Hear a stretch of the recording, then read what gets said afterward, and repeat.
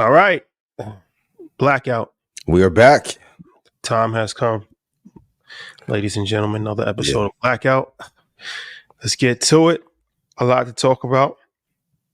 It's been a lot that's been happening over the last couple of weeks. First and foremost, we're less than 2 weeks away, ladies and gentlemen. Get your tickets to Invest Fest. $100,000 pitch competition. 50 Cent will be in the building. Blackout Live with Shannon Sharp. Oh man, Pinky Cole, Derek Hayes, Marathon. Child. It's 19 Keys, Billy Carson, and Yaki Awaken. Got a little bit for everybody. Yes. Don Peebles, legend. It's going to be Steve Harvey. Steve Harvey was going to be in the building. It's going to be Stephen A. Smith. Unbelievable, life-changing experience. AI, real estate, stocks, crypto. So get your tickets, ladies and gentlemen. Yep. August 23rd. We almost there. It's almost time. It's crazy. Time is flying, man. It's almost time, man. Yeah. The countdown is on. Ian, any announcements you would like to make? Yes, if you want to get rich from the market, go to ianinvest.com.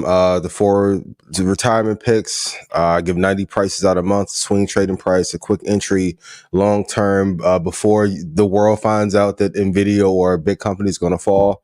I usually put it in there 2 months in advance. If I made you money, please put yes in chat. The sale lasts, I think, for another day. And then after Invest Fest, the price will be going up to $15,000. So I heard I charge too much, so I need to charge more. So it's only fair. And if y'all don't get these pre-sale tickets next year, I'm gonna be on the committee to raise these prices 3x. Because if it was me, every ticket would be $7,000. What? Don Peebles, 50 Cent, Yaki Awaken, and the Aliens, $7,000. Super mastermind. Okay, y'all lucky. Super mastermind. All right, we got a lot to talk about. First up, there's been a lot of political stuff that's been happening. And Kamala Harris has picked her vice president. We'll talk about that a little later. But I think the pressing thing that we haven't really talked about yet is Donald Trump, when he mentioned that she's not black, right? And then he said that, he thought that, let's play the clip, actually, if we can play the clip. Do you believe that Vice President Kamala Harris is only on the ticket because she is a black woman? Well, I can say, no, I think it's maybe a little bit different. So I've known her a long time indirectly, not directly very much. And she was always of Indian heritage, and she was only promoting Indian heritage. I didn't know she was black until a number of years ago when she happened to turn black, and now she wants to be known as black. So I don't know, is she Indian or is she black? She is always identified as a black woman. She went to a historically black college. I respect either one, but she obviously doesn't, because she was Indian all the way, and then all of a sudden she made a turn and she became a black person. Just to be clear, sir, do you believe that she is... I think somebody should look into that too when you continue in a very hostile, nasty tone. So in that clip, he says that she was Indian. Of Indian descent, and then as of a couple of years ago, she was, and then he says this needs to be investigated. Somebody should look into this, right? Okay, so is Vice President Harris black? Yes, she looked black when we saw her at the VP dinner. So checks the box for me. Yeah, she was there with all AKAs and her strobe still on point. I'm like, oh, okay. I do remember at one time when she was running, the Indian talking point or Indian heritage point came up. But I have an issue with him doing this thing with the birth certificate thing with Obama and then her. I mean, it was funny how he said it, but it's no laughing matter. I think because he didn't pick a great enough vice president and then she took the lead and got the momentum financially, I think he's not grasping for straws for anything to say and signal to MAGA country, hey, we don't want someone black in office again. And Barack did way better than he did in office. So I think he has a little bit of fear in that campaign, as they are losing a little bit of momentum at this time. But this goes back to a deeper conversation of who is black, right? Yeah, who's black? And racial identity is something that's a big thing in America for sure. So, okay, so she's half Indian and half Jamaican, but even Jamaican, that's a country. Like you can be a white Jamaican, you could be a Chinese. There's Chinese Jamaicans, but I think her Jamaican side is black Jamaican. Yep. But it's interesting because it's like for Donald Trump, he's a white person, right? So he's kind of like raising the question of who's black and who's not. But this is a question that's been raised for a long time of different people. I used to know this girl, and she was half Jamaican, half Puerto Rican, but she was really light, and she was racially ambiguous on a certain level. She identified as a black woman, but if you saw her, you might not just automatically assume that she was black, right? Gotcha. So a lot of people identify as being black because they feel black, but then when the world sees them, they don't look at them as being black. Yeah. Or the world sees somebody as being black, but they might not identify as being black, right? Like you might be Dominican, and the world might see you as being black, but you might not look at yourself as being black. You might look at yourself as being Latinx, right? Brainwashed. So who's black? Who is black? What is black? What does that even mean, right? Because nobody's really technically nobody's black. Black is the color of my shirt, right? So if you want to be technical about it, unless, shout out to the brothers from South Sudan, they like this color, but I'm not black. You're not black. If you want, no, stop. They're gonna clip that up. Hold on. I'm just saying it's part that they're gonna take that one little sliver and say, "Hey, if you go by color, yeah, we're brown. If you want to use that color aspect of it, right? But then black has been grouped in to be like, okay, like if you're an American, right? Yeah. Now you black, but then like I said, it's kind of interesting because even the Indian thing is interesting. The Indians are darker. Some of them is darker than us. Like they dark skin. Yeah. So technically they're black too, right? But they're like, well, okay, well, they're not from America. Okay, well, Jamaicans aren't from America either. Nobody's gonna look at a Jamaican like they're not black, right? So an Indian can be super dark skinned, but they're not black. They're Indian. But then somebody from Antigua could be dark skinned, but they'll be black, but they're still not from America either, right? So, and then somebody from Colombia, now they dark skinned, then they could be black, yeah, but they speak Spanish. But then if you could be from DR, and you could be super dark skinned, but then you can say you're not black, you're Latin, you're Spanish, you're Dominican. It's a very complicated situation if you really start to really think about it from a rational standpoint.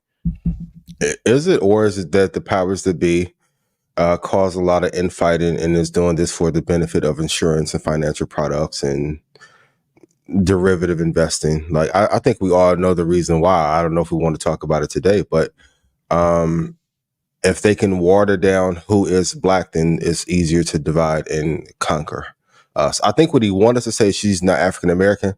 I don't think he's that bold to say that, but I think he was trying to signal to a potential African American base that may vote for him, which I'm not one. I know y'all want to put the MAGA man thing on me, but I'm not. That she's not black, so she's not going to look out for you guys. And then to MAGA country, it was like a dog whistle to say, hey, we don't want somebody black in office. Once again, I'll say you should have picked a better candidate as VP. It's never a home run until you have a superstar team. That's a fact. But then it also goes back, one of the greatest lies that America ever really sold to people was the word minority. That's why I never use the word minority. Yeah. If you really think about it, okay, what does that even mean?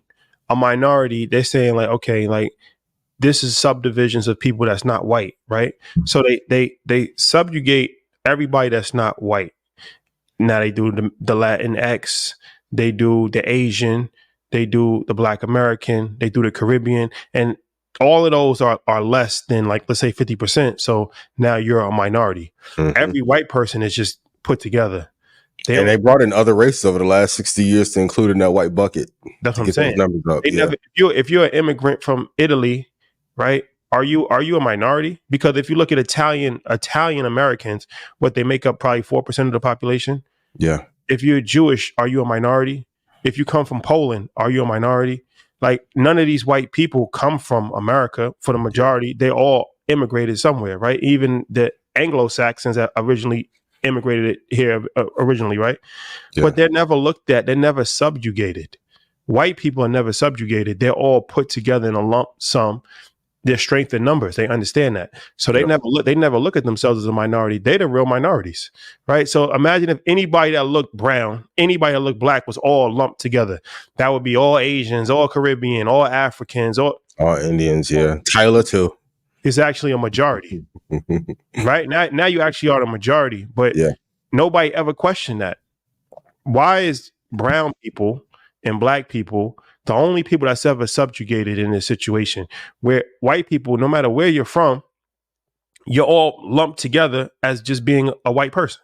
And now you have majority status when everybody else is divided into all of these different divisions, and now you're different minorities. And then you talk about yourself as a minority. You say like, I'm a minority.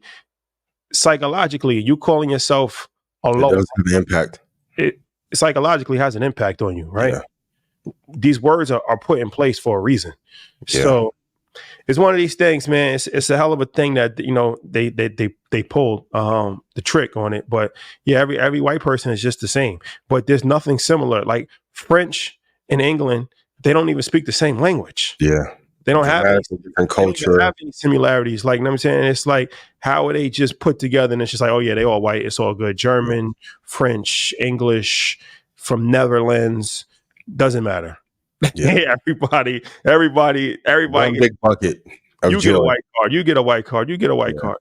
Everybody gets a white card, but nobody. It's not the same for a brown, black, and then we all infight against each other because we think that we better than this person, that person. So even him saying, "Well, she's Indian," she's like that right there speaks to what I'm just kind of laying out. I'll let 19 Keys explain it a little further, maybe. But yeah, for real. Woke.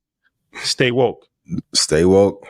What you think about Lucian Grainge appointing his son to be CEO of Atlantic Records, going back to another colonizer? Kendrick, I don't hear you talking about this. You was on my boy head pause for fucking 2 months and got a whole album coming out dissing Drake. I haven't heard a peep about this. So for those you don't know, Lucian Grainge, legal cartel in the music business at Universal. Shout out to Lucian. Now his son is CEO of Atlantic. He does have a label. He's had maybe 4 acts that he's put out, but kudos to people like Ray Daniels brought this up on Joe's podcast, but shout out to all the music executives that have been at Kaiser, who's been in the music industry for 25 years, who should have been appointed this role. Like, what do you, and like Troy said on Monday, I didn't hear one cry of nepotism like how we did about LeBron and Bronny. Like, imagine if LeBron made his son CEO of the New York Knicks. Y'all was mad about the contract he got. Y'all would have wanted to kill LeBron. And then, of course, going back to the black topic, now 92% of black music is being controlled by one family. And they can lie and say, hey, we don't have conversations, but let's be real. If me and Xander ran 92% of anything, we going to have some side conversations about who's going to win and who's not. Lucian is cool, but Lucian don't write. That's what Jay said, right? Yeah. Like, all right, who's really controlling it? Who's really controlling it? Like, and that's what nepotism is, the way of the world. Absolutely. To kingdoms and, like, you know, people always put their family in positions of power. Mm-hmm. It's natural. But like you said, we on the ground level, so we can only relate to certain things that we can see. We can identify with LeBron because we can see him. Yeah. We can't even see somebody like Lucian Grainge. We don't even know who he is. Most people, if he walked past him in the mall, they wouldn't know who he was. If he's in Times Square right now, no, not one problem. Yeah. Nobody would even at all. And he's the one that's actually controlling every artist. Any artist that you see that's gonna shut down Times Square works for him. Has his hand in it. Yep. For the most part, right? And he's the guy that can Nobody even knows who he is, right? Yep. So that's the real power. So when he appoints his son, I look at it a little even deeper. I mean, let's look at politics. I'm talking about politics, like, you know, the biggest nepotism play of all time. When you look at politics, George Bush Sr., right? Yes. Then you have George Bush Jr. Well, actually, even Prescott Bush. Yeah, Daddy Bush. Yeah, Prescott Bush. Like, you know what I'm saying? Once again, I'm gonna leave that to 19 Keys if y'all want I want to go down that rabbit hole. But Google Prescott Bush. Yeah. Then you have George Bush. Then you have then you have Jr. Then you have Jed Bush. Now, this is a political tree. This is no different from the Kennedys. This is no different from what Donald Trump is doing as far as positioning his sons and his daughter. They running the companies. And has anybody ever questioned Donald Trump's Jr. Resume? That's the real diversity, equity, and inclusion, right? Like, has anybody ever questioned how he became running this, or how Donald Trump actually got in from his father, who was actually in real estate, right? Yeah. It's only a problem when it's black people, because and Ivanka's husband, he's running the bag up. Like, he may be the mastermind that no one's paying enough attention to. What are we talking about? Yeah. Saudi Arabia. Like, this is families run the world. The world is run by families. So Lucian appointing his son at that position is not surprising. Yeah. And to be honest with you, I would do the same thing. If I'm in position to have one of my son run something, I'd rather have him run it than somebody else run it, right? That's just human nature. Yeah. He's not going to burn it down and be a terrible businessman. And if we talk about limited risk, there's a lesser chance of betrayal from your son than somebody else who's not family. That's the part that may not be talked about enough. A lot of people be like, yo, I want an opportunity to put me on. Will you be loyal and not put a knife in my back after I put you on, though? Even going back to the hedge fund business, Goldman and Sachs came together as a family merger, and most of the hedge funds were family businesses first. So when people are like, hey, this coin or asset is meant to liberate the people, none of the banking products or hedge funds were meant to liberate anybody but the families who started them. Come on, like, did they put regulations on James Pierpont Morgan and his whole family so he couldn't save the economy again? Then here comes the Federal Reserve, and they did that by a group of families against one person. 19. We talk about this at InvestFest because I don't want to go too deep. Please, we gotta make it to InvestFest. For real. Please. Yes, but yeah, I mean, that's the way of the world, right? Like, I mean, so yeah, everybody wants to criticize LeBron for getting his son drafted. Yeah. How about people that's really in position of power that's having their sons run the entire music industry? And on top of that, like, can we be honest? Climbing the corporate ladder in the traditional way is overrated. There's two sets of rules, like rules for what they tell the working class to do and then how they operate. You don't want to climb up rung by rung. You want to leapfrog. Exactly.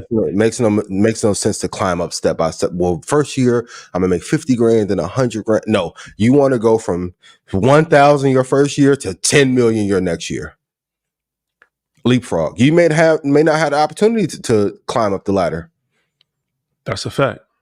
May not. You may get 4 good years, or at one point, like when 50 first came out and then he put out his album and the G Unit album and the Massacre, I didn't think there was no chance in hell 50 would sell anything underneath 5 million. And then him and Jimmy got into it. You may only have 4 years. Nepotism is only looked down upon in our community because we never had the power to utilize it. That's a great point. That's the only reason. Because like, even on like a sanitation or cops or like, you know, that's nepotism. Like, people get there, they get in, they get their tenure, and then they get their nephew to come in the job, and they get their cousin to come in, like that. It's just like, we never had the power to utilize. We always been on the other side of it, so we don't understand it.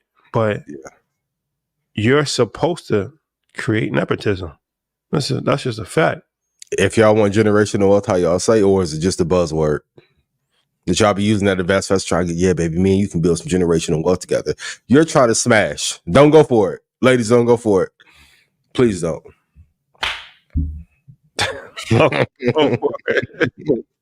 Me and you, baby, we can build together. You do the indexes, I do the real estate. Let's go to Matt home buyer blueprint, baby. Nah. Nope. Yeah. Nope. Yeah. So yeah. Okay. So this stock market issues that we've been having, right? Yeah. Do you think that is staged? I wouldn't say staged. I think these issues were long overdue.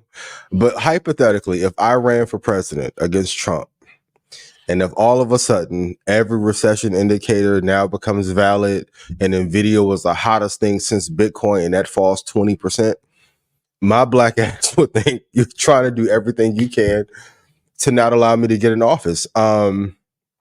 Politically agnostic, I've always said that, but when Barack took over and he won, it was during the middle of a crisis. So my grandmother being in politics, she always told me, like, by the time they give a black person power to run a city or a country, it's usually because there's so much distress in the country, no one else wants to run.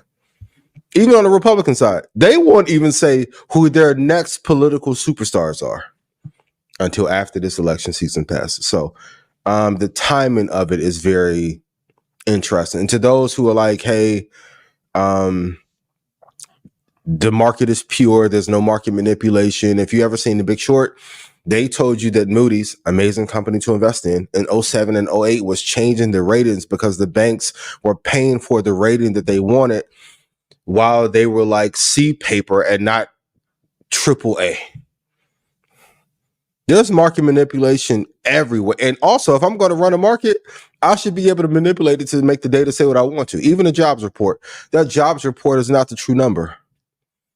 I always go, like, Shadi, you do the eye test. Whenever I ask someone black, like, how long is it taking you to be hired? It's 4 to 8 months minimum. Even in tech, a lot of layoffs. Everybody who was doing a day in the life of a tech employee, I don't see those videos going around anymore. Day in the life of a tech employee. Yeah, I'm like, come on, like, you getting paid $200,000 a year. You showing me the coffee bar? Go code some shit. Like, look how it looks. And as soon as we get in, I've said it before, we got into the market, media, crypto, real estate, churro, commercial, then everything starts to unravel. So if they saw that us get into Dogecoin and whatever other meme coins at scale, you don't think that they would try and derail her from winning when some may not be favorable towards her? So, and shout out to all of y'all who be like, quit leading blacks to the Democratic slaughterhouse. It's a Republican, like, stick to stocks. Man, I wish I would shut that shit up. Because we actually walked in and talked to her. Y'all have a lot to say and ain't met nobody. Don't have no connections, don't know one person. Like, oh, shut up. Stick to doing what you do. Somebody said that about the Microsoft thing. They was like, yo, I love how everybody's chiming in about corporate sponsorships when y'all can't even get them on the IT desk. Y'all can't even get on the IT call. Like, if you have a issue with your computer, like, everybody has firsthand information on what you should do, how you should do it, and has never done anything. So it's just, it says a lot about the times that we're in. But I want to ask you a question that's a little spicy, maybe controversial. As far as is there an appeal? Because you spend a lot of time outside of America, right? Yeah. Is there an appeal to women that are not from America? From an American standpoint, like, is there an appeal? You hear a lot of time, you hear these rappers say all the time, foreign, like, the word foreign has been used a lot, right? Yeah. Is there, and why so? Why so is it an appeal for international, foreign, outside of American women? Brainwashing. Both sides of the aisle. It's brainwashing. Man, one part of it is like the appeal of maybe what you can't have, and then, like, it's fun until you get to know them. Which like, we gonna keep this is me. This is only me, not Rashad, not Earn Your Leisure, not InvestFest LLC. Cool. It's cool. Like, and then you like, okay, this is not what you thought it would be from the Hey Poppy video. Cool. So, Hey Poppy video. It was cool. Like, but all right, but yeah. Finish your thoughts. Yeah, but I think It's programming. If all of the banking dollars flow into advertising on Madison Avenue, and then they pick who are the faces of beauty, that is done, I think, intentionally to break up our family dynamic, because if the family dynamic is stronger in our community, we don't spend as much. We're not the ambassadors quietly. Like, even when people like, well, we only represent X amount of spending, but what amount of cultural influence do we have? Like, they got drill rap in Japan. Do they? What? And the shit tough. They got all kind of b-boy battles and shit in Japan and Indonesia, and all the elements of hip hop that we lost and don't care about, they picked up, and you can see the wave trying to be started over there. That's why. So when I see the Tyler thing, which Tyler's a dope artist, I'm like, if they can get that off, they got a little Indian dude that's popping right now. They're trying to push him. I'm like, you don't see the global move. I was told 2 years ago that fucking Ed Sheeran was supposed to have a whole Afrobeats album, but it was so much backlash in Universal that it was like, we can't do it with him. But then he wrote the Afrobeat song. Cool. Some of them songs on the radio now by Ed Sheeran. And I like Ed Sheeran. Ed Sheeran, he's writing for Afrobeat artists? See. Okay. So, but all right. So Interesting for sure. Very interesting. So there's two parts. There's the look, what you're describing, as far as I think people might have a preference as far as a look. They want somebody that looks other than American, right? Yeah. But then there's also a cultural thing. Yeah. Now there are cultural differences. We can't act like there's not cultural from men and women, but we're men, so I'm speaking on from a woman's perspective, as far as like there are cultural differences from other countries, how they raise women, how women interact with men. Can we get to this conversation and be real? It's black. A lot of people who say that, you just not that ninja in real life. Do you have a bunch of issues with, okay, let's say if you date somebody Spanish versus someone black, you getting good treatment on both sides? Sí or no, mi amigo, mi hermano? Mi negrito. No or no? Yes, you getting good treatment. And truth be told, like, there's nothing like if a black woman rocking with you and fucking with you, that energy different. It's like being liked in New York or Chicago. It's cool to be liked in Topeka, Kansas. But if you go to New York and you're a vibe there, cool. Way better. So sometimes, and we'll talk about it, been on both sides of the aisle, a lot of times people may go to the other culture because they not that in real life over here. I'm rookie of the year, MVP, both. But all right, so let me play God's advocate, right? And I love, shout out to all the Americans. But when Nipsey Hussle, not before investments. Hold on. No. I'm just saying, like, when Nip, so he's from Eritrea. Yeah, he's half Eritrean, half American. He was half Eritrean, half American, right? Yeah. His father was from Eritrea. So he was like, he was raised in America, and that's the culture that he took. Right? He wasn't really tapped in super on his African side. Yeah. Until he got old enough, and he went to Africa. He went to Eritrea, and he was like, it kind of changed his perspective on things, because he was like growing up in America in his neighborhood. He was used to dysfunction. He was used to, different things that we just normalize in America. Right. So he was like in Eritrea, he went there, and 12 o'clock, everything stops and everybody comes and they eat lunch. And he was like, the women wouldn't let him do anything. Like, they was like, yo, just sit down. They made the food, they made the tea. Like, they was in the kitchen. It was just a nurturing aspect from a female perspective that he had never saw before, and it changed his perspective on relationships, because he wasn't used to that. He was used to, Americans, we going 50-50 on everything, and we argue about different things, and then, there's independent women, that's because that they had to be independent women. But it was like, it's a lot of things that we don't question in America because we just used to it.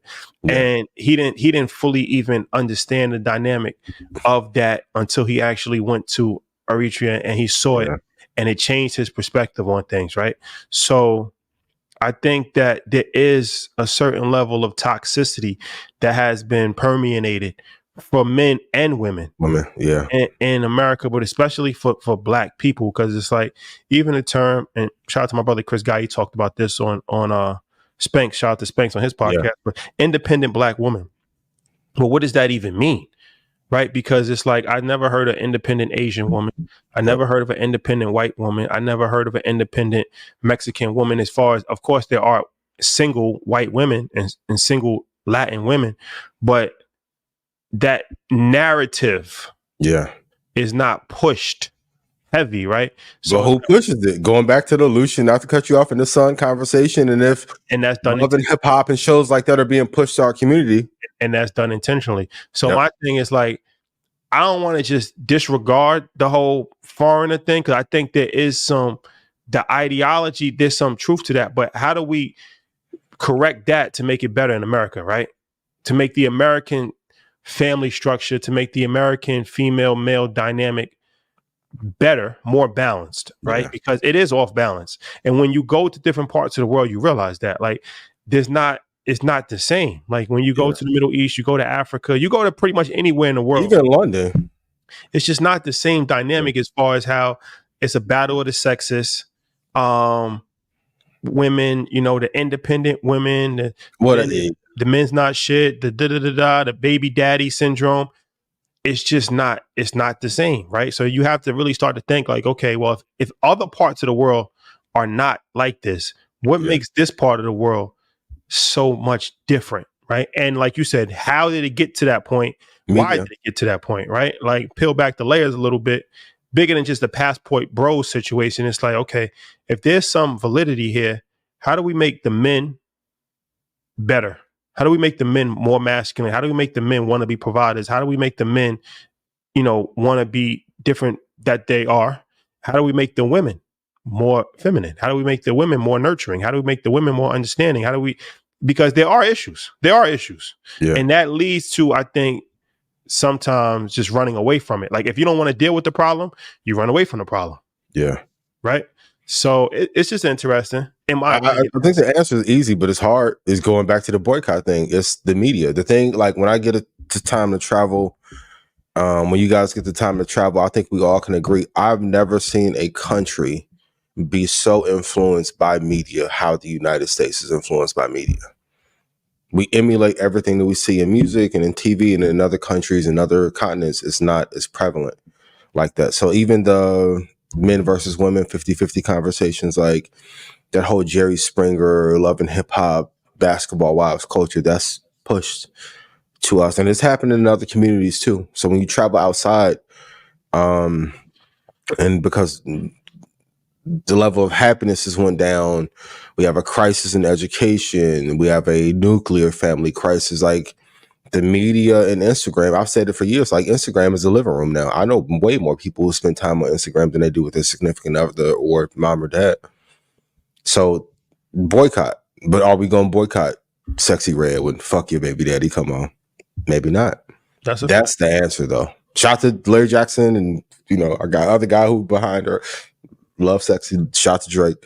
But that's the answer. Like boycotting media that does not uplift us and does not really empower us. Yeah. Yeah. Like the drill movement now is dead, but how many people died? But also I was saying, shout out to my guy who worked at Def Jam. He was like, drill took off in the areas that they wanted to gentrify by design. Yeah. It's interesting. Now drill is done. And it's a family dynamic too, right? I feel like you have your sons raised by their mothers, so they don't really know how to interact with women because they only getting a feminine experience. They're not getting a masculine and a feminine experience at the same time. They're only getting a feminine experience. They're getting coddled. They're getting treated like babies even when they're grown up. So they don't really know how to interact with women. But then you also have your daughters getting raised by women as well, with not men. There a lot of times they don't know how to interact. They don't know how to cater to a man. All they see is their mom hustling, their mom going to work, their mom doing this, their mom doing that. Yeah. Might be a couple dysfunctional relationships here and there, so they like, yo, I gotta get it. I'm the idea of me making tea for a man and making lunch, that's a fairy tale. Like, that's not even something that's even thought about. Like, you know what I'm saying? Because it's like the world that we live in, that's not even, it's out of the realm of imagination. You got to be a provider to provide the soft life, right? Soft life. Ladies, what y'all think? Put it in the comments. I always hear if he's not leading a certain way, like I think a lot of this is done by design to keep our families. Because truth be told, like even though we only may make up 15% of sales for Louis Vuitton and Gucci and shit like that, like they wouldn't have brought Dapper Dan in if that backlash didn't have an effect. Like the culture moves the promotional part. I mean, you got Pharrell there doing fucking Fashion Week. Toby at Montclair, like clearly there's some brand value there to bring some Black ambassadors in at a time like 20 years ago. We never would have thought we would have saw somebody that was a producer or one of the bigger faces in hip hop be the face of a fashion label in France. So there's value there, but what do I know? I should just stick to stocks. And I'm gonna get on some demon. I'm gonna catch one of y'all girl too. One day I'm gonna get mad, boy. Get your tickets to Invest Fest. I got my streetwear outfits. I got all my little 5 suits ready. Okay. These are just jokes written by me. What are some first world problems that's crippling us? Chronic autoimmune illness. Going back to, are things being planted here, or are they these things being done by design or by accident? But the opioid crisis, I think it hasn't been labeled this, but I think, and I'll ask the question now, is the opioid crisis bigger than the crack era and epidemic that we had in the 90s? I think if Freeway Ricky Ross was the head of the Sackler family, I think everybody Black in his family would do 1,000 years in jail. I think if Rick Ross, the rapper, owned Purdue Pharma and caused this crisis, everybody who ever went to an MMG show would be in jail. And then I think we also have a mass education crisis where education is just not as good as it should be. Going back to other countries and other cultures, I don't think that the American education system wants its students or population to thrive. So just seeing from city to city, and then when I'm looking at it internationally, there's a lot of other countries that are doing better than us. I think we're 35th or 38th in education overall, but all the money that we pour into education. And it's not the teacher's fault, it's the system. I always want to go to who designed the system, not the people who are doing the day-to-day. Yeah. Okay. We got a sucker epidemic too, but we'll talk about that next week. Sucker epidemics at an all-time high, man. For sure. I got a question for you. How do you deal with an adversary that like once didn't say the most glowing things about you, and then you run into them in the business setting? How do you handle it? You're better at this than I. It's communication. I feel like, sometimes you say things. It's a domino effect, right? Somebody might say something about you. You say something about them. Before you know it, y'all got a full-fledged heated exchange going on. But it might not have ever really been that serious, as far as like the root of the issue might not have ever been that serious, right? So I feel like if it never crossed lines, as far as you hurt me physically or my family, or you really took food out of my mouth, as far as like you hurt my pockets like tremendously, ruin my business. If it ain't really crossed those lines, it's not that serious. It could still be room for a conversation. Now the problem is that some of these guys you have conversations with, and then you have multiple conversations of the same conversation. That just becomes a habit. So then sometimes it's just best to just kind of just leave it. Let's leave it alone. You don't gotta keep piling on. You don't gotta have because it's still not a real problem. But it's no need to try to mend. Every relationship does not need to be mended. Mm-hmm. Right? There's no point in it. Right? It's like, okay, I'm not gonna help you. You're not gonna help me. we don't have to hurt each other, but there's no need for us to try to mend this relationship because it's dysfunctional. There's no trust. There's a habit of these things happening over and over again. So at a certain point in time, it's like, yo, just leave it where it goes. But some relationships are worth mending, right? And are beneficial on a certain level. So I feel like it's just communication. Like, you know what I'm saying? Like, it's just communication as far as, but this is what happened. This, da-da-da. All right, cool. You know, apologize if an apology needs to happen or just a clarification and just keep it moving. Yeah. I know you've been on this no emotion thing in business. Like, how do you do that for those who are not able to like take the emotion out of situations or if they feel like that they've been disrespected? Well, I just feel like, you know, where does emotion really get you? Like, at the end of the day, like, you know, you could be like, all right, yo, I'm going to do this. In the heat of the moment, 9 times out of 10, when you make decisions based off emotion, you're going to end up regretting it later on, or it's not beneficial. Yeah. You know what I'm saying? Even if you don't regret it, it's just not beneficial. Like, you know what I'm saying? It's like, oh, I'm going to do this. It's over. Like, da-da-da. And it's just like, all right, it made you feel good in that moment. Yeah. 3 months down the line, did it really help you? Probably not. Like, you know what I'm saying? So that's how I look at it. Like, I don't really look at it something like, oh, I gotta make myself feel good, or I gotta teach this person a lesson, or I gotta burn this down. It's like, all right, you know, if there's an issue, taught some lessons before though. Yeah, you know, but if there's an issue, let's see what the issue is. Let's see how we can try to resolve the issue to make everybody win. Because at the end of the day, it's for like, if you can resolve a problem, that's better than having a problem. That's like my lifelong philosophy. Yeah. If we can't resolve it, then it's if it's a problem, then it's a problem. Like, that's what 50 told us. Like, yo, I don't want a problem. But if it's a problem, then it's no problem. No problem. You know what I'm saying? Like, I don't want a problem. I don't want to start anything. Yep. I really do not want a problem. I don't think that it's beneficial to have problems. Mm-hmm. But if there is a problem, then there's no problem. Like, you know what I'm saying? Like, it's like, we just gotta deal with that as it is. But I feel like men are very emotional these days. And maybe that goes to testosterone levels. I'm not sure. Maybe that's the chicken that we're eating. I'm not sure. But is estrogen in the chicken? Maybe. But I feel like men are very, very, very emotional. And I think Slim Thug said that, like, a lot of these dudes, they're not gangster, they just emotional. Yeah. Like, that's real. People confuse those two. Like, yo, he's a manly man. He's just emotional. Like, you just want to just fly off the top, curse somebody out because they stepped on your sneaker type shit. Yeah. That ain't really gangster to me. That's just, you just can't control your emotions. You're like a little kid. You're like an out of control kid. Like, you know, you ever see a kid that's like emotionally disturbed and he's just like, just goes crazy? Like, that's not some wounds there.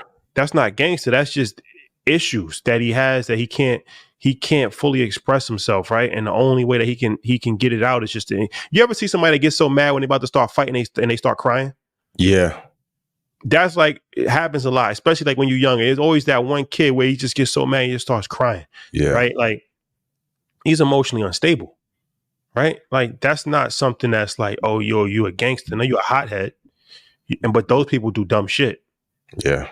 That's the kind of person that'll kill somebody and then fucking regret it for the next 50 years because it was like, damn, I didn't really want to kill a person. I didn't really want to do it. But I just, in that moment, I just had so much built up anger and frustration. And I had a gun in my hand and I didn't know anything else to do in that moment. And I just pulled the trigger. Right. And it's like, you're not really a killer. Like, that dude that is in the Olympics from Turkey, I don't want to put that on him as far, but like, I don't want no issues with him. That dude, no emotion, the spectacles, like, that's from the Walgreens. That's the type of dude that I say you stay away from, because he got a new glass from CVS, just pulled up and shot. He thought about this. Yep. He rationalized the consequences. He's come to grips with it. He's okay with it. You know what I'm saying? Like, that's the kind of dude that's really gangster, not somebody that's just, damn, like, you do something crazy and then it's like, you wake up in the next morning, you sober up and it's like, oh shit, I didn't mean to do that. You know what I'm saying? Yeah.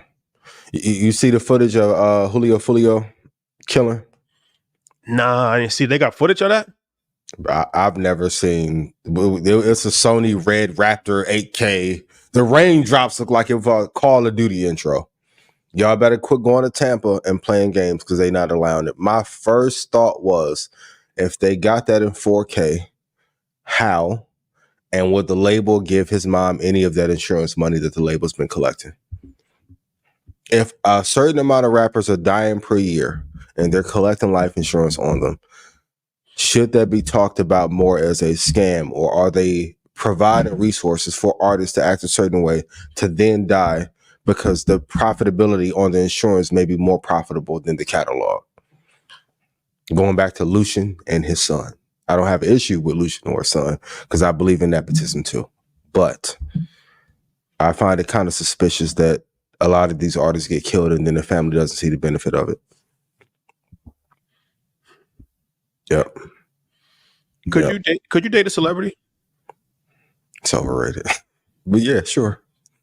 Why is it overrated? Oh my God. Are you going to talk to her though? There's a lot that comes with it. I'll give my opinion for sure. I'll give my opinion. It depends on who the person is, but it could be a lot that comes with it. It may not be all the fun that everybody thinks that it is. Like, there's definitely pros for sure, right? But there are some cons too that are not. It just depends on where you are and where that person is in their career too. So I probably wouldn't do it like at the beginning of their career, but if I can catch them like in the middle or like when they slowly are, on the decline, might not be a bad pickup. You know what I mean? Decline. Yeah. But in the beginning, no, I don't need no startups. I'm cool. It's too much volatility for me. What about you? I'm not a fan of it. I feel like, it just depends on your personality. But for me personally, I feel like you can only have one quarterback on a football team. Okay. So if there's too much mixy energy, and what if they're not mixy, but they just a mega star and they down to earth? It's rare, I know. It's like the ASAP Rocky Rihanna thing, right? Okay. Could you be ASAP Rocky? That's difficult. I give him a lot of no disrespect. Yeah. No disrespect, but I'm just saying it's difficult. It's difficult. It's a difficult situation to be in. Yeah. That's difficult, right? Is ASAP the new Stepman? Nah, shout out to ASAP. I ain't gonna do him like that. Shout out to ASAP. He had a career before this. He did have a career. We gotta give him credit. He backed her early though. 10 years ago. Sure. And he's a sniper, and he's people don't give him credit like we a catch. We not gonna play like look, she's a billionaire. But at the end of the day, the man with the golden rules, the man with the goal makes the rules. That's life golden rules. Yeah. Couldn't do it. What if they were like a fine dealer celebrity that like lost all their emotion and they publish it? Yeah, Lucian's son got your publishing. Come on, baby. Come on, gotcha. Them 82 songs you did, not yours no more, huh? Before I was a dealer celebrity. Oh man. Sometimes you do things for the culture. Sometimes it's just you just gotta do it just for the culture. Yeah, just cause. Yeah, I ain't mad at it. A couple of weeks ago, we talked about red flag tattoos. What are some red flag careers that women have? And then we'll get to the men too. But for women, what are some immediate? Nah, I can't do this. I'm gonna go. Everybody thinks I probably would say the obvious: stripper, bartender. I'm gonna go different. I'm gonna go and. Please. Review video coming. Because, I don't want to disrespect anybody's profession, but I'm just saying for me personally, right? Because I've been in a situation before. Doctors. Finito, ain't it? Immediate. Like I said, God. We need more Black doctors. Doctors are an important part of society. I salute all of the doctors that you guys are vital to our society. Mm-hmm. I'm just saying, you asked me personally. I could not be with a doctor, especially at the beginning stages of because you who wants to deal with that? You gotta work. You don't want a career accomplished woman, Shotty? Yeah, come on. You got to work 18 hours a day. You're working overnight shifts. You're going all the time. You got to study for all these exams. It's not, you're stressed out. You're not even making that much money. You got all this student loan debt that you got to pay off. Doctor, for me, like I said, maybe I was just a bad experience, but I had that experience. No, that's universal. And there are a few exceptions, but that's a no. Doctor, CNA. So doctor, nurses, for me. Politician, for me. That's interesting. I never thought of that. Because you're going to be in the spotlight. You're going to have all the attention, and you're going to like. That's why I don't. You don't want your girl had no motion. What? Come on, man. No. Okay. I'm just saying. For me personally, the politician is not a good career for me because you're scrutinized.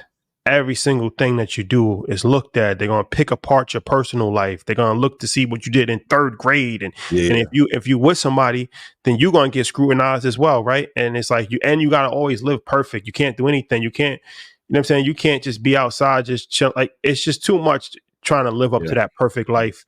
So that would be a no-go for me. But I mean, as far as, like I said, I mean, entrepreneurs, I'm with the entrepreneurs. I'm with people that's getting to a bag. I'm with, career women.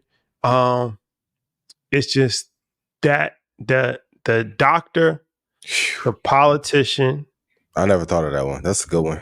Because, like I said, everybody might have thought I was going to say the other side of it, but I wanted to just be a little bit more spicy. And then, I could do a lawyer. I could do the lawyer. I could do a lawyer. Okay. I could do a lawyer. It just depends on what kind of law you're practicing.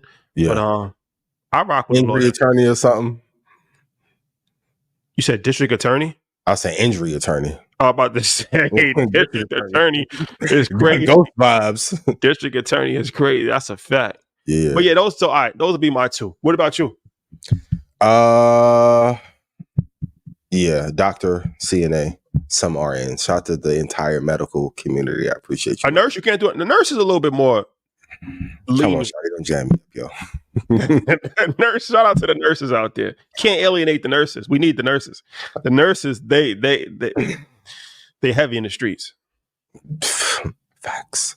And the obvious stripper, OnlyFans, dancer, the little bottle girls that bring out the sparklers.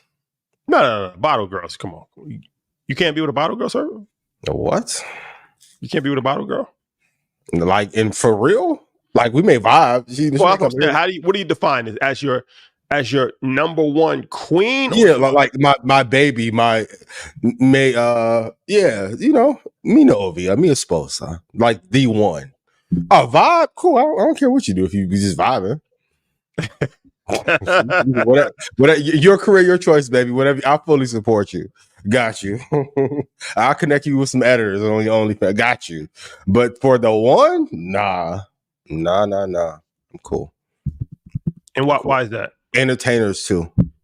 Female entertainers are tough. So you said RNs, strippers, bottle service girls, OnlyFans girls, no go. Okay. Yeah. Why could you not be with a stripper or a bottle service girl? What? That's my girl. It's a bad investment. So for you dudes who date strippers, like when she get called to the private party, you think she not doing her ballerina thing for the 2,000 or 500 because she with you? Yeah. And it's a character thing. Like, I think if you'll, what 50 say? If your looks is your biggest asset, you'll do some whole shit. Yeah. But you would date a stripper? No. You would date a bottle service girl? You wouldn't date a bottle service girl? We date as in, like, I'll take her, we can vibe. That's what you like. That's what I'm saying. That's what I mean. Yeah, we can vibe. It won't be no dinner, no breakfast. There won't be no walks on the beach, no ATVs. We can right to it. You wouldn't go to dinner with a bottle service girl? Stop. I haven't met one that I would. Stop. I haven't. If she was, I don't know if she was. First of all, bottle service girls are the baddest girls in the nightlife. Big facts. They're better than strippers. Big by a wide margin. I don't know if I'm going to make them a girl, though. Star tender? You wouldn't go to lunch with a star tender? Lunch? Sushi? Maybe.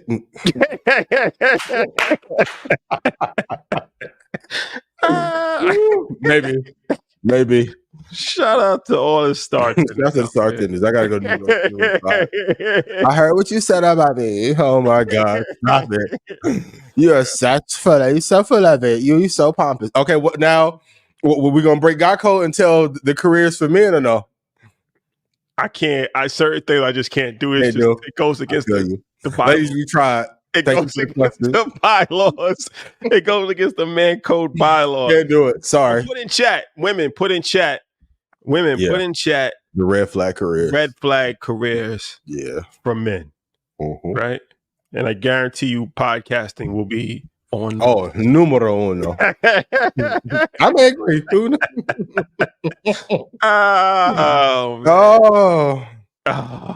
Women, put in chat. Put in chat. Put in chat. I got the mic, y'all turn toxic. Okay. You may be right.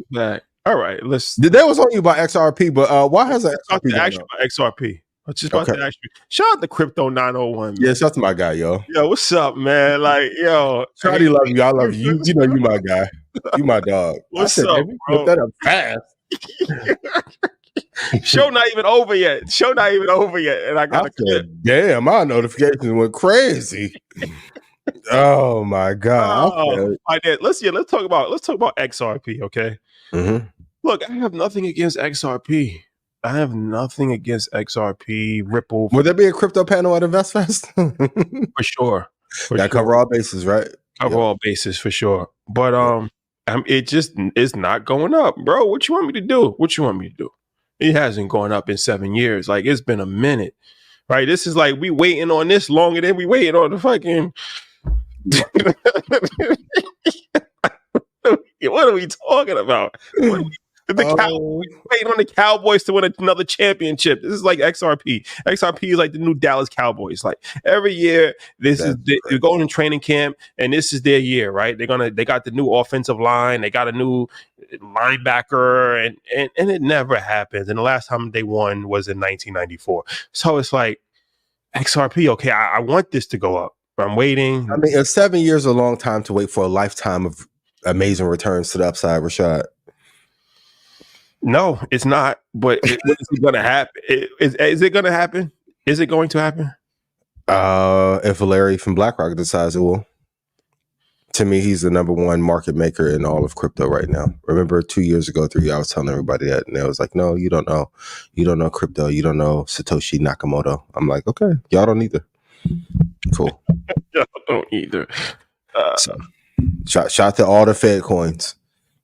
But why hasn't it? We know the SEC. We know the case that's obvious, right? Mm-hmm. Is that the only reason why it hasn't gone up? I'm gonna go into the bag of the minister real quick. YouTube and B613 don't bring any trouble my way. I love y'all. Assets that go up are selected, not elected. They haven't been selected by the powers that be to be the coin that goes up. That's the real answer. People want all these technical reasons. Bitcoin went up because of who it was created by and the institutions behind it. And then when BlackRock and Vanguard got behind them as a market maker, they pushed it and paid influencers to talk about it to make it go up. And then they took it over. Cool. Same way that they did Detroit. Like Detroit downtown was demonized for a bunch of years, and then now it's an investable asset. Shout out to Detroit. Downtown Detroit looks beautiful. So, like, the whole old block thing in Chicago, when they tore down certain projects back in the day and made them high rises after the whole Dirk Von, that's being used to clean up the community when Duck got killed. Same thing, gentrification. So, like, once they find a way to infiltrate XRP, maybe it'll go up. But I think they need a market maker of a hedge fund, a State Street Citadel, to push it up higher. The people never push any asset up. It's always institutions. Now, if the Vatican gets behind it, to the moon. Neil Armstrong. But until then, not going to happen. Nope.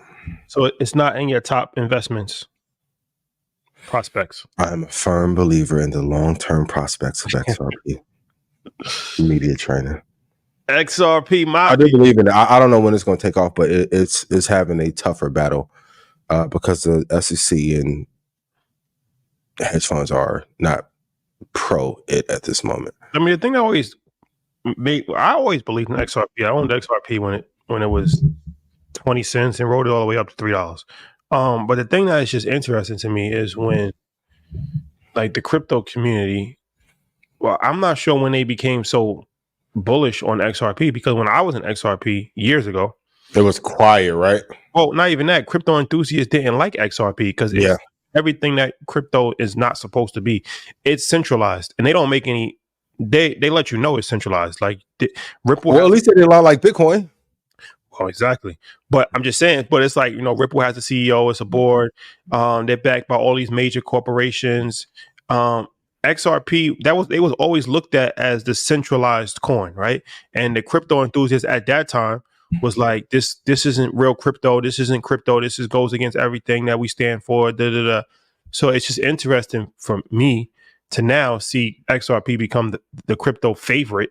Yeah, like crypto enthusiasts. But I'm like, this goes against every principle that crypto stands for.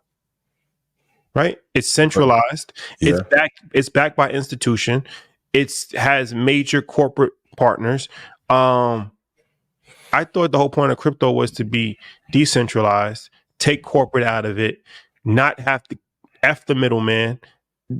XRP is not any of that. Or were they telling the truth in the beginning, unlike Ethereum and Bitcoin? And if it is centralized, maybe a central agency had involvement. What assets that are publicly available? Like, I wish people, and if you guys have any pushback, just don't believe me. Go look at Edward Snowden and Julian Assange and Buffett and da-da-da.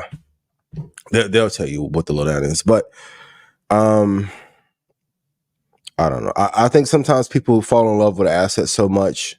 Like, at least with Vanguard, I tell you, okay, I invest in Vanguard because they are the preeminent force in the space. I'm not acting as if they're not a power player in there. That's the reason that I invest in Vanguard. Every asset on earth has to be backed by a major country or major institution in order for it to be viable. So no, like they're just a kind of whack 100. They're gonna get their fee one way regardless. No fly zone. So who's backed Bitcoin?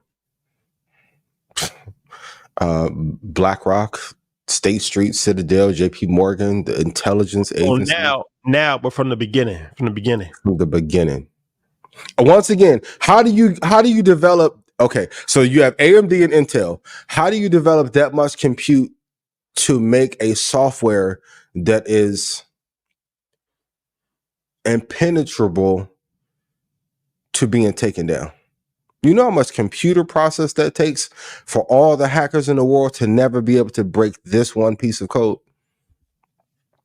You think a motherfucker built that shit in his garage with 2 Pentium processors? Okay, cool. Cool. Like when old boy said, "Oh, I got $300 million." Where it come from? You can't have $7 million. Where you get 300 from? Okay, cool.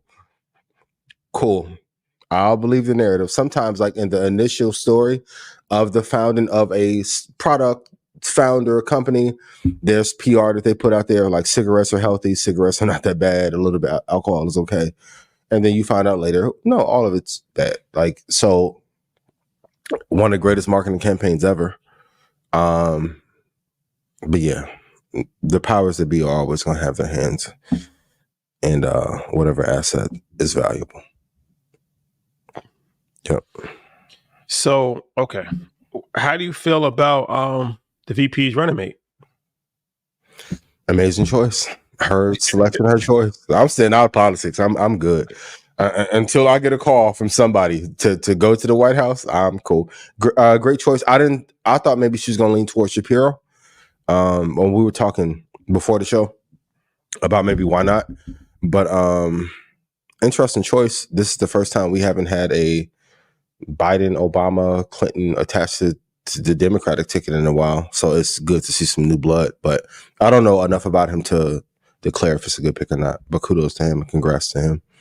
Yeah, I think, she went with the old white guy. And I guess he's the one that actually championed the prosecution of the George Floyd murderers. So that's going to help him as far as with black people, right? And he went against the police. He went against the police union and was very vocal in that. And I believe he's a former educator. So it was interesting. But I think Donald Trump, I don't know what people heard, but when Donald Trump, when he was on that the National Black Journalist, you should actually watch that whole thing if you haven't watched it. It's pretty entertaining. But one of the things that he said was nobody really cares about a VP. He's like, respectfully, like, after the first day or two, he's like, the race isn't between VPs, it's between the top of the ticket. He said Lyndon Johnson probably was the only VP that actually made a difference. But he was like, outside of that, he told some truth in that. I won't go down that rabbit hole, but he's told some truth. He said there's never been a VP that actually really. Biden mattered to Barack. He did. He couldn't have got Umar. Biden definitely was influential. He was more outspoken for sure. He was. Yeah. Who was Bush Jr.'s? Cheney. Dick Cheney. Ran the fucking country. He was the most influential vice president. VP. He was Hefe. He was really running the show. Yes. And shot somebody in the field and then go to jail, a gangster. Halliburton. Google Halliburton. Contracts. Hey, that's a Blanco Mincho. Boy, Dick Cheney was not for a play. He ran that the first 4 years. Yeah, Dick Cheney. Talk about stoic, no emotions, get down or lay down. Oh, Cheney was not. That was the first VP president. Is he still alive, or did he die? I don't know. Maybe I think he passed. I think he died, right? Yeah. Okay. We'll talk about this Kingpin that got caught after his wife started posting it on Instagram. Hey man, so when you select a person, especially if you're in a certain lifestyle, you got to pick somebody who does not want clout or attention. Going back, let's play the video. Let's play the clip. Let's play the clip. A fugitive drug lord has been arrested because his wife couldn't stop posting on Instagram. Ronald Rowland, who allegedly has contacts with drug cartels in Mexico and laundered $900 million over the last 5 years, was arrested in Brazil after a 2-year manhunt. Police found the couple after his wife Andresa de Lima tagged their lunch location in an Instagram post. De Lima, who owns a bikini shop, frequently posted their travels to the platform, showcasing their trips to Colombia, Dubai, France, and the Maldives. The bikini shop was one of 100 businesses Rowland used to launder money. Okay. So as you were. So yeah, you have to pick somebody if you're in a certain life. Also, too, like I think it's a red flag to be with anybody who like pays too much attention to IG if you're not getting paid from it. Too big red flag. Like if you're on Instagram more than me and you don't make no revenue from there, I can show you like what I'm generating from it. You just on there for the vibe. And it end up getting them jammed up. Now, of course, you can say it's still his fault because every choice that you make as a man is your choice and your fault ultimately. But if you know your dude is out here running illegal and they catch you because you want to post you at a coffee shop with your Bottega's on, but maybe they got to her. And that's an easy way to say, oops, babe, didn't know. I think every girl now, if you want somebody popping, don't post a location while you're there. You said every girl's gonna post a location? They should know not to. Oh, not to. Yeah. My thing is this: like, at what point in time? Okay, if you're a drug kingpin, right? One or two things happen. Either you're lying to her, and she thinks that you're an entrepreneur, construction mogul, right? Got a coffee shop, and you're living a double life, right? And she doesn't know, what is happening. Or she is fully aware of what's happening. Mm-hmm. Now, let's take the second one first. Yeah. She's fully aware that you're a drug kingpin. How are you allowing her to post these videos? Right? The first conversation that I'm having with her is, look, when she does it the first time, don't ever do this again. Because it could lead to me getting arrested, me getting killed, you getting arrested, you getting killed. You know the lifestyle that this comes with. You explain to her, and if she does it, the second violation, it's over. Don't ever call my phone again because you're jeopardizing things, right? Yeah. Now the second, if he's lying to her, right, he should still have that conversation in a different manner because you know it's at stake. Why the hell are you taking selfies in Paris and Brazil when you know that you're a wanted drug kingpin, right? Mm-hmm. So even if you're lying to her, make up another lie why she can't post a video. Look, you know, I want to be private. I'm a very private person. I don't know. They'll be trying to hear that though. Gotta tell her something. You gotta tell her something. But most dudes, okay, going back to the program, most dudes don't make a woman run their program. You know how many dudes we see to get ran over by a woman every single day? I'm not doing. People like, yo, you'll break up with them fast. Yeah, if you don't follow the program, you gotta go. I'm not doing 30 years for a selfie. I don't care how bad she is. Yep. If you can't understand this, if I'm not doing 30 years in maximum penitentiary because you can't stop taking selfies. You just can't stop taking selfies. Yeah. With me. And even if you want to take the selfie, why do I have to be in your selfie? Why do I have to be in it with you? Yeah. I don't give a fuck. I'm not doing it. I'm not going to jail. Some dudes be weak for the culo. Yo, like men need to have more, like maybe it's a chicken and the estrogen.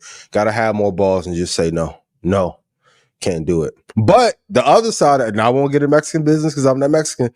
The cartel Instagram page, ooh, boy, you think Floyd be posting some shit? Ooh, boy. What you mean the cartel Instagram page? I'm not Mexican, so I'm not going to be in Mexican business. I'm here. The cartel has an Instagram page? Some members. Shout to T1. Well, that's no different than dudes in America that's doing scamming and then they posting all of that Gucci and all of that. And like, stay off the internet. Is that so hard? Hell yeah. We live in cloud era. What? Let's be real. Even like the ones we dump on their head and push them out of heaven, they come, oh, I miss you so much. Oh, you didn't meet. No, motherfucker, you missed part of me. What you miss is what I could do in the bedroom and out. You now go back to your regular ass life. Muerta Espiritu Santo. Oh, my baby, it's over with. Finito. You know what I mean? So go do your little regular shit and enjoy it. Yeah, I'll tell you what. Don't post me if we haven't had consent. Don't post me. Can she push her arm? No. Elbow, nothing back there. That's done intentionally. Oh yeah. You moving into a different realm, right? Yeah. Let's not cross those lines. You got somebody that you just got jammed up off this shit. Yeah. Was it worth it? No, never. In the grand scheme of things, right? Was it really worth it? Nope. That's how El Chapo got jammed up. He's doing dumb shit like doing interviews with GQ magazine. That shit with Sean Penn. His girlfriend. It's always the girlfriend convinced him to go to the fucking jungle and do it and sit down one-on-one conversation with Sean Penn. Yep. What? You just survived. You just beat the feds. You broke out of jail twice. Yep. 2 times you broke out of jail. You broke out of fucking maximum penitentiary 2 times. And the first thing you want to do is do a one-on-one sit down with GQ with celebrity interviewer Sean Penn in a fucking jungle. You deserve to get arrested. Who does this? Like, clout is a hell of a drug, bro. And now she can't come back here. Well, she was working with the federales, right? Allegedly. Sean Penn was working with the federales. Allegedly. Allegedly. That's how I'm like, stay out of certain business. What has Sean Penn done in the last, no disrespect, what has Sean Penn done in the last 20 years? Why would you pick Sean Penn as the celebrity? That got you excited? Like, as a Mexican, Sean Penn was the first person that was like, came to mind of like, oh shit, I gotta sit down with Sean Penn. Now, Denzel Washington, you might have me. I might take my chances with Denzel. But Denzel will tell you, my man, don't do this. That's some real shit. He would have told Big Meech or Frank Lucas, don't do this one. Shit, you're gonna have Hov gonna interview me, sit down conversation with Nas. Hov definitely gonna tell you don't do it. I might risk my freedom for these because these are Sean Penn, bro. Yeah, that's I'll crazy. catch you on the next. It's your Netflix. Page 3. Sorry, but a lot of the times it be the women. Sean Penn. You kidding me? That's why sexual discipline, dick discipline matters a lot. I'm cool, and I don't love some people, but I ain't getting jammed up over nobody. I'm cool. So, yeah.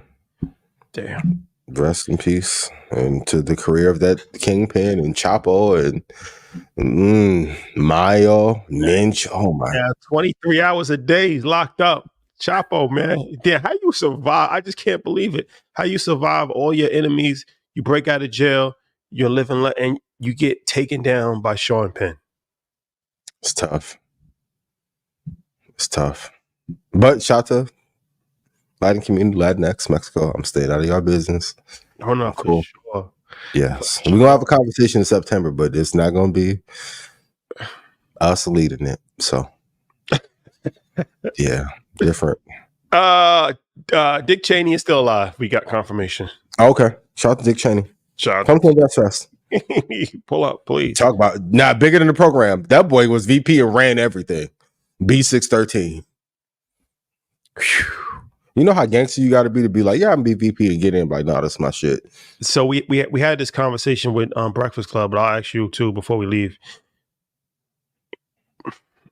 Do you think it would be a good idea if we have Donald Trump at InvestFest? I think if it's a debate, yes. On the solo optic, no. Should you still do it? Yes.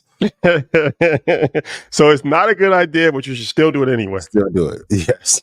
On some YOLO shit. Fuck it. I don't think it's the best idea given the demographics of the audience and what it can look like, and it can look like an endorsement and da-da-da. I get all that part. But also in media too. And we're never going to sell out. I'm never going to sell out. But my thing when people be like, well, don't do X, Y, Z, I be like, then fucking support more. I'll see y'all make shit to go viral, then they had a fucking impact. And half the people would never talk to you in real life.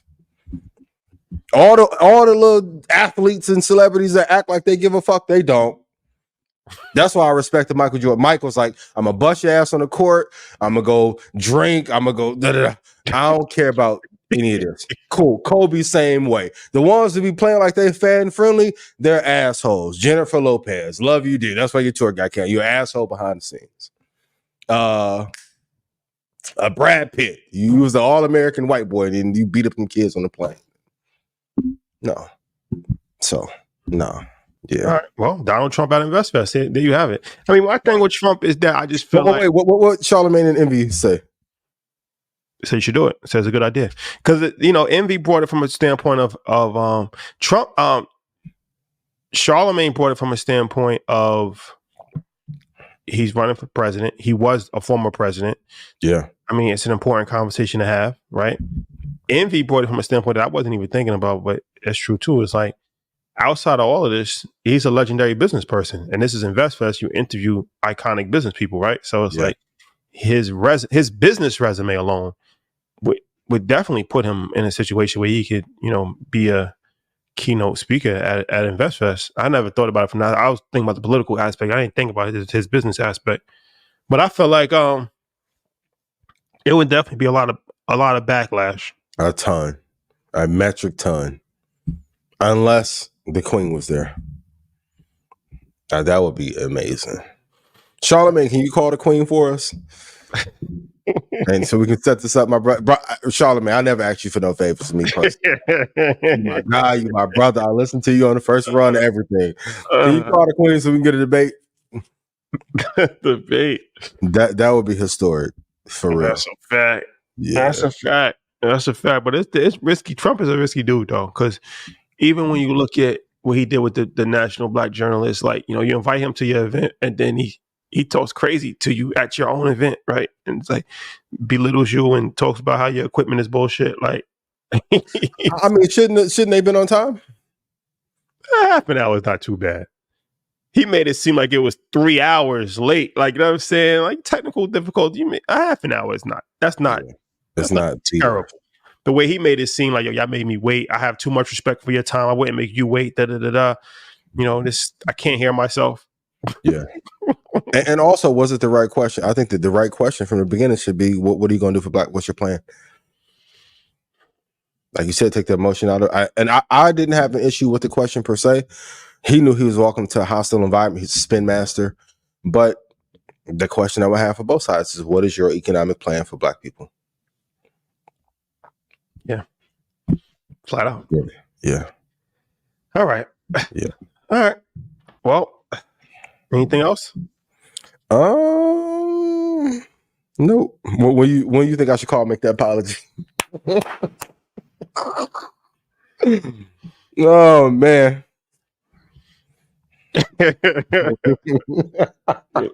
We'll set it up back channels. We'll set the back channels. Oh my God. That was a funny moment though. Diplomatic immunity. Yes. It's Diplomatic immunity, ladies and gentlemen. Yeah. All right, ladies and gentlemen, it's been real. Stay safe out there. Until next time, I'm sure that there's something crazy will happen over the next 48 hours. Absolutely. We'll tap Dr. Umar, when you coming on the show, yo?